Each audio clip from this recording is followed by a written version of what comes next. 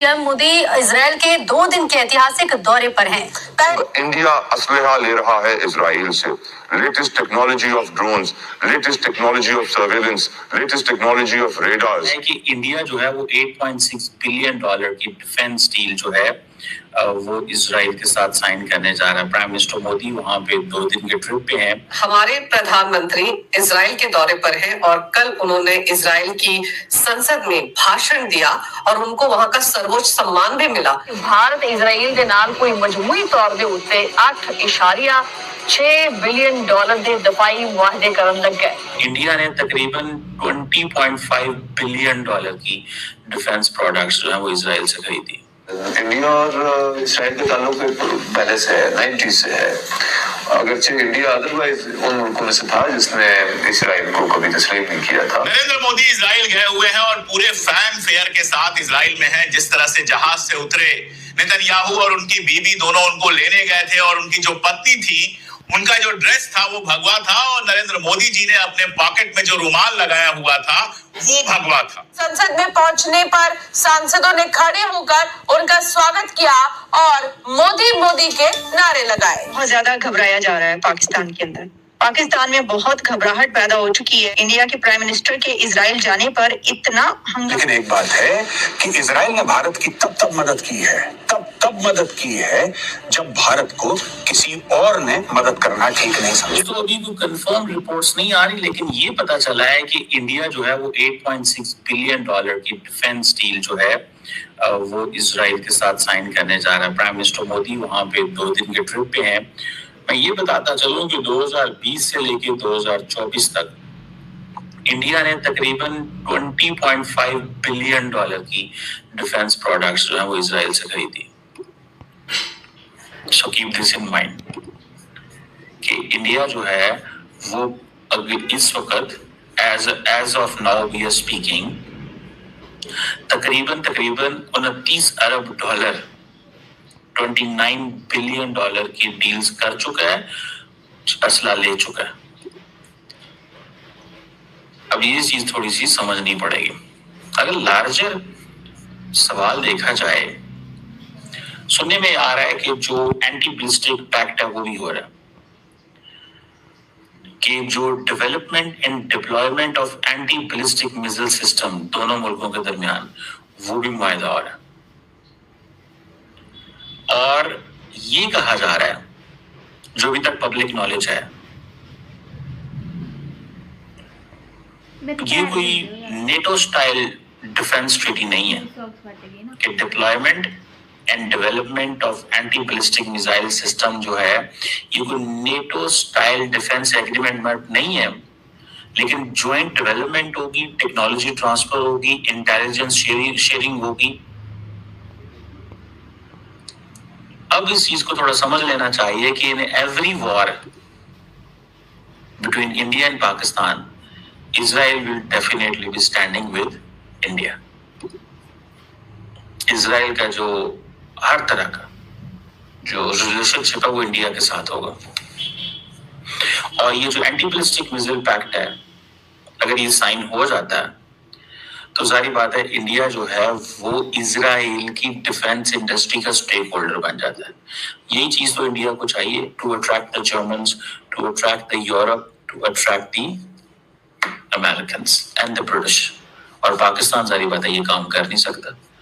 हमारी इजराइल से कभी दोस्ती हो नहीं सकती, हम कभी इजराइल को रिकॉग्नाइज कर नहीं सकते, हम इस लाइन लेंथ पे जा नहीं सकते। तो west will always have issues with us and they will always be comfortable with India. देखें, when Americans were investing so much in India, that was giving a lot of comfort to the Europeans. कि yes, अगर ये sign कर रहे हैं तो कोई बात नहीं, हम भी कर लेते हैं। Similarly, अगर आप इजराइल के साथ ये सब कुछ कर रहे हो तो simple, there is a clarity, और वो क्लैरिटी ये है कि भाईजान ठीक है, अब ये कर रहे हैं तो फिर हम भी अपना काम करते रहेंगे। ये अगर ये इजराइल को कबूल है तो ये यूरोप को भी कबूल है, जर्मनी को भी कबूल है, बाकियों को भी कबूल है। ठीक है ना जी। और आपको पता है कि इंडिया ने यूनाइटेड नेशंस के अंदर ईरान के न्यूक्लियर प्रोग्राम के ऊपर अगेंस्ट वोट दिया। लेकिन चाबहार पे कोऑपरेट करना चाहता है। वो कहते हैं जी ये कंट्रडिक्शन नहीं है, ये स्ट्रेटजी है। क्या इंडियंस कहते हैं ये कंट्रडिक्शन नहीं है, ये स्ट्रेटजी है। स्ट्रेटजी क्या है कि चाबहार पोर्ट जिसके ऊपर अमेरिकन ने प्रॉपर सैंक्शंस लगा दी हैं, अगर वो करते हैं तो इन अदर वर्ड्स वो बेसिकली अमेरिकन को ये कह रहे हैं या बाकियों को ये कहेंगे कि हाँ भाई ठीक है, ये सब अच्छा है, सब जबरदस्त है, ठीक है। तो ये फैक्टर जो है वो मुझे नजर आता है। अच्छा, अब अगर आप इसको देखें कि प्रधानमंत्री नरेंद्र मोदी के इजराइल विजिट जो है वो सिर्फ एक डिप्लोमेटिक ट्रिप नहीं बनकर रह गई, बल्कि ये एक स्ट्रेटेजिक चेस का मूव के रूप में देखी जा रही है। फिर हम ये कहें कि स्ट्रेटेजिक प्रेशर पॉइंट यहाँ पर बनकर उभर इजराइल जिस देश के साथ जो बढ़ती हुई साझेदारी और रिश्ते हैं, इसके साथ ही ईरान जो है इस विजिट को दुर्भाग्यपूर्ण वो कहता है। ईरान की जो मिनिस्टर है अब्बास अरागची, उनका कहना है कि ये दुर्भाग्यपूर्ण था। उनको उम्मीद है कि फिलिस्तीन मुद्दे को प्रधानमंत्री मोदी वहां पर उठाएंगे।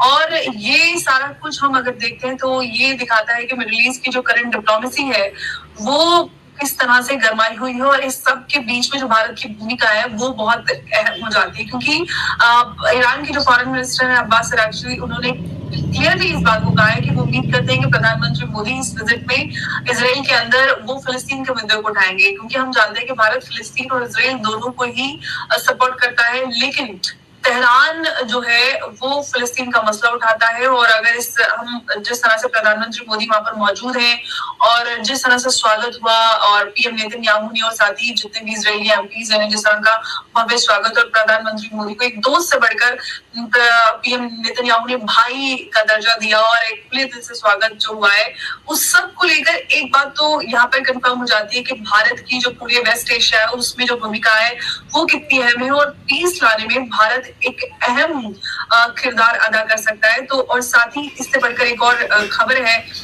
जो वो आ रही है कि यूनाइटेड स्टेट ने जो अपनी सबसे एडवांस फाइटर जेट्स हैं F-16 फॉर डियागो गार्सिया में, और जो F-22 रैप्टर्स हैं वो इजराइल में भेजते हैं।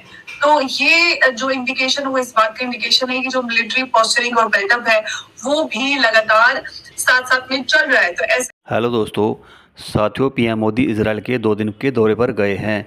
वहां उन्होंने इजराइल की संसद को संबोधित किया और इजराइल ने उन्हें अपना सर्वोच्च सम्मान प्रदान किया। वहीं भारत के लिए इस दौरे का बड़ा रणनीतिक और सामरिक महत्व है, क्योंकि इजराइल ने भारत की हमेशा मदद की है। लेकिन पीएम के इस दौरे से पाकिस्तान के मीडिया में घबराहट साफ दिखाई दे रही है।